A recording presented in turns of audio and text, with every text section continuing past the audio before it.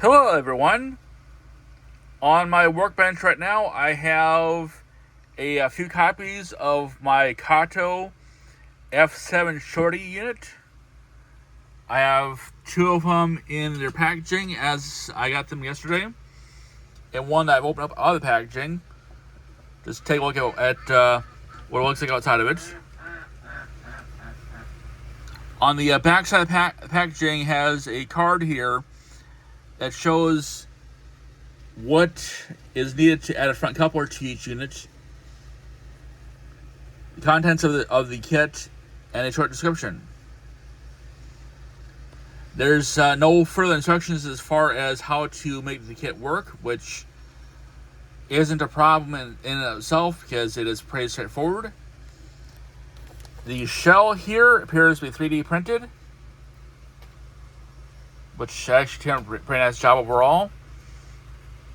With a clip on the back here to hook into the chassis, a front tab,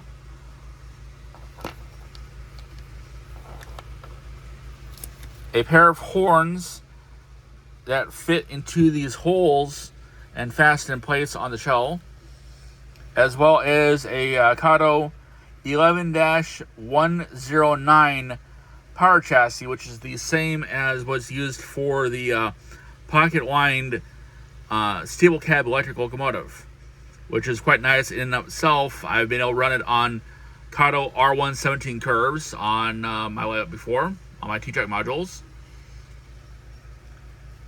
I have not quite yet decided on what paint schemes I'm going to use for the 4 of these I've purchased thus far.